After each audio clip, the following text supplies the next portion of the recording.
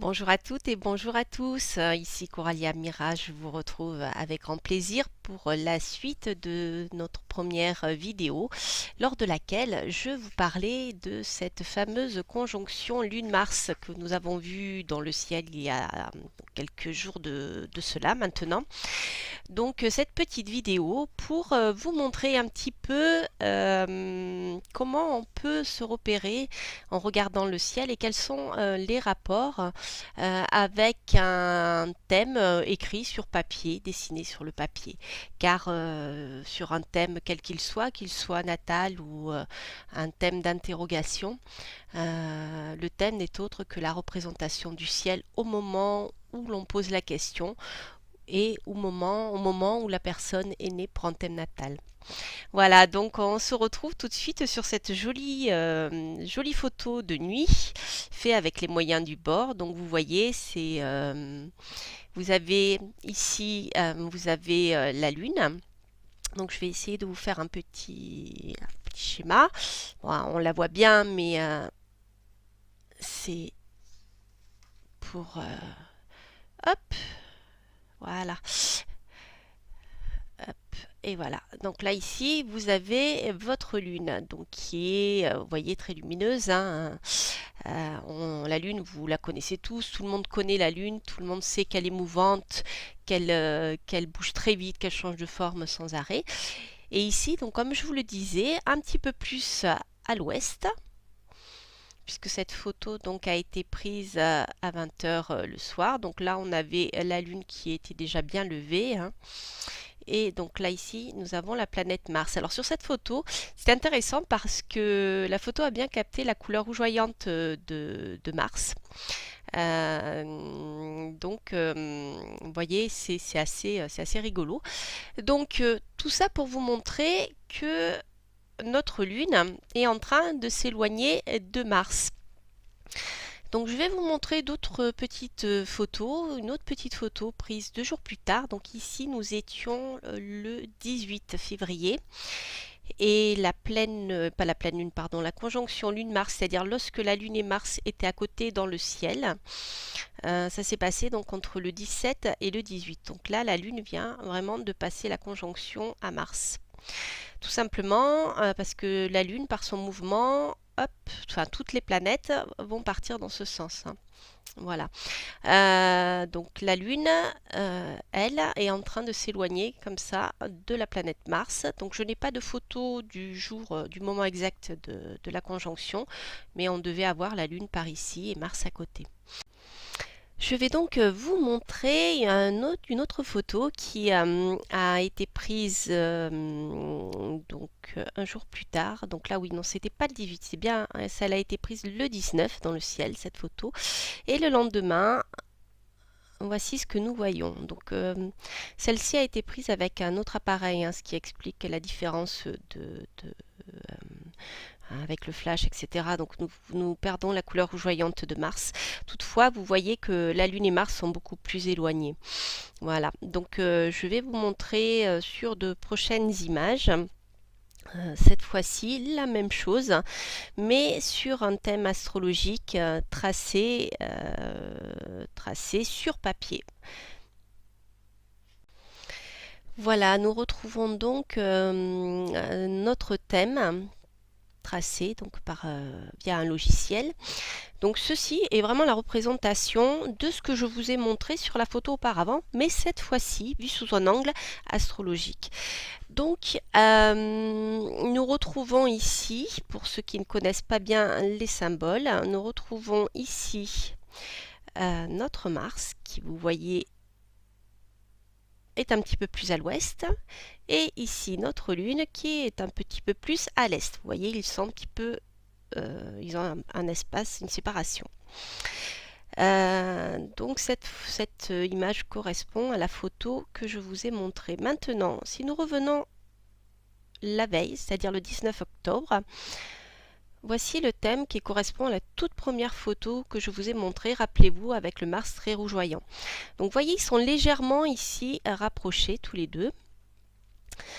Et si nous revenons encore plus en arrière, le 18 octobre, vous voyez, la Lune et Mars sont encore en conjonction. Alors là, en regardant de plus près, vous voyez que Mars est à 14 degrés du signe du Verseau et la Lune à 16 degrés 55. Autrement dit, comme la Lune est beaucoup plus rapide, elle vient de passer la conjonction, c'est-à-dire que cette conjonction s'est faite entre le 17 et le 18 octobre. Si je vous montre la carte du 17 octobre, vous voyez la Lune était à 5 degrés du Verseau et Mars à 13 degrés. Autrement dit, en 24 heures, voilà ce qui s'est passé. Donc ça, c'est une chose qui est très importante, que vous compreniez lorsque vous regardez un thème posé sur le papier, à quoi il correspond. Alors, autre chose qui est aussi primordiale, c'est de comprendre ce qu'est la ligne d'horizon. Donc la ligne d'horizon, lorsque vous regardez vers le sud, ou partout, hein, vous avez une ligne d'horizon qui sépare la Terre du ciel. Or, sur un thème comme celui-ci, vous allez voir votre ligne d'horizon ici. Voilà. Donc là, vous avez l'ascendant. Et en face, vous avez le descendant. Donc votre ligne d'horizon, c'est ça. Et tout ce que vous allez voir en regardant vers le sud à 20 heures, enfin tout ce que vous avez vu surtout le 18 octobre à 20 heures en regardant vers le sud, c'est ceci, c'est-à-dire la Lune, Mars, et vous aviez un petit peu plus loin Saturne. Voilà. Donc voici ici une autre représentation pour la nuit du 17 octobre, hein, puisque cela avait été tracé pour 20 heures. Voici la même représentation, un petit peu tracée une heure auparavant, donc pour 19 heures. Cela ne change rien sur l'écart qui existe entre la Lune et le Soleil, hein, vous voyez, la Lune et Mars, pardon. Par contre, je vais vous montrer un petit peu la vitesse à laquelle avance la Lune. Donc suivez bien ici. Donc vous avez la Lune et Mars. Donc je vais faire avancer mon horloge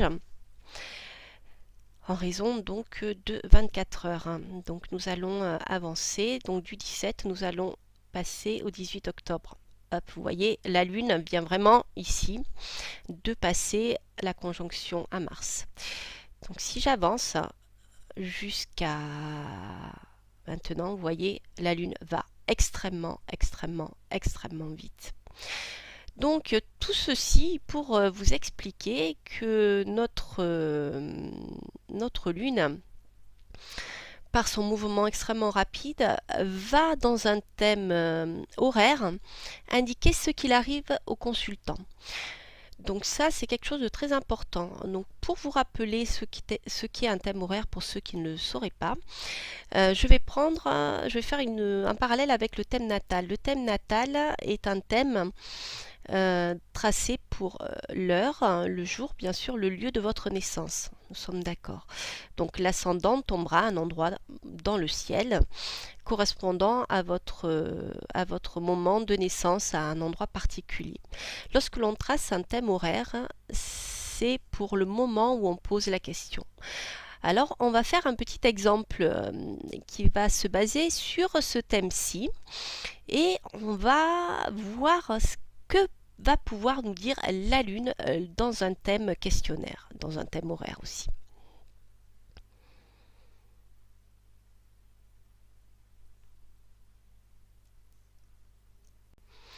Nous voici donc revenus pour cette soirée du 17 octobre.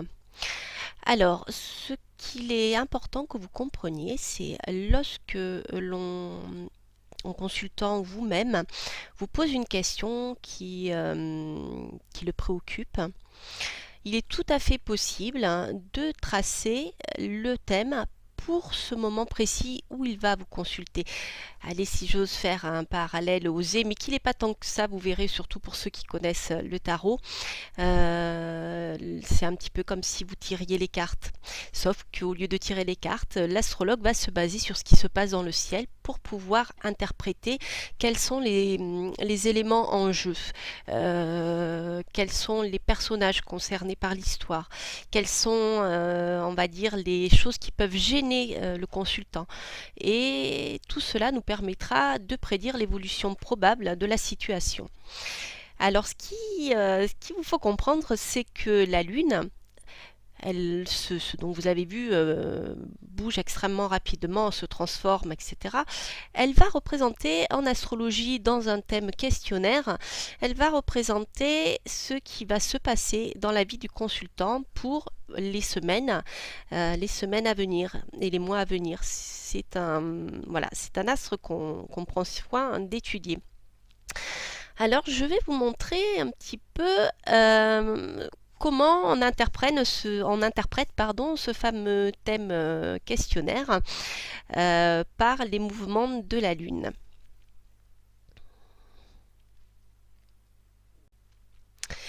Nous voici donc devant une question. Alors, la Lune indiquera ce qui va arriver au consultant et nous allons supposer que votre consultant vous a posé des questions en ce qui concerne sa vie sentimentale.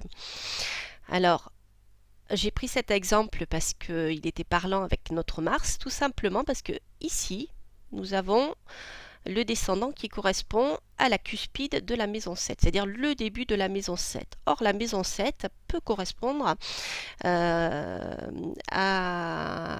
une question sentimentale. C'est-à-dire si une personne vous demande est-ce que la personne que je fréquente est susceptible de vivre une relation suivie avec moi et constructive, stable, à ce moment-là, vous allez regarder la maison 7. Elle va vous parler de vos amours, mais vraiment sur un plan stable. Hein. Si on parle de liens affectifs, ou alors de joie, de plaisir, mais pas forcément de relations suivies, on aurait regardé la maison 5. Mais là, nous sommes ici sur la maison 7. Or, la cuspide de la maison 7 se trouve dans le signe du Scorpion. Or, vous devez savoir que Mars est le maître du Scorpion. Donc, qu'est-ce que ça veut dire? Ça veut dire qu'au moment où votre consultant vous pose la question, elle-même, qui est représentée par la Lune, va se déplacer vers Mars. C'est-à-dire va faire une conjonction à Mars qui va représenter le conjoint, le futur conjoint souhaité. Donc ceci est plutôt sympathique, ça veut dire qu'il va se passer une conjonction entre la Lune et Mars. Donc si on arrive le 18, on va voir du côté du 18, qu'est-ce qui se passe? Vous voyez, la Lune et Mars se sont rencontrés, on va dire. Autrement dit, par rapport à votre question, ça va simplement signifier que tout à fait, vous allez avoir une relation suivie avec cette personne. Voilà, donc vous voyez, c'est pas compliqué du tout, du tout. Donc là, je vous prends la Lune pour exemple, mais on peut aussi travailler avec le maître de la maison 1. Donc ici, le maître de la maison est Vénus, mais on va surtout travailler avec la Lune, car la Lune est almutène de la maison 1. Donc cette notion est encore un petit peu trop compliquée pour que je l'évoque avec vous, mais sachez qu'elle est aussi représentante de la maison 1, parce que la Lune est exaltée en Taureau, et il y a un certain nombre de facteurs qui vont faire que la Lune va être plus à même de parler de vous, qui êtes représenté par l'ascendant en Taureau. Et voilà, donc la Lune va parler de ce qui va vous arriver et surtout de vous, de votre vie.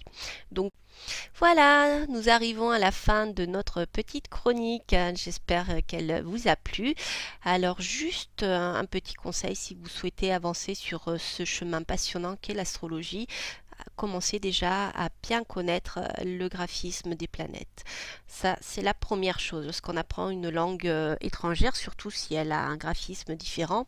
Par exemple, si vous apprenez le japonais, il vous faudra connaître absolument le graphisme de leur écriture.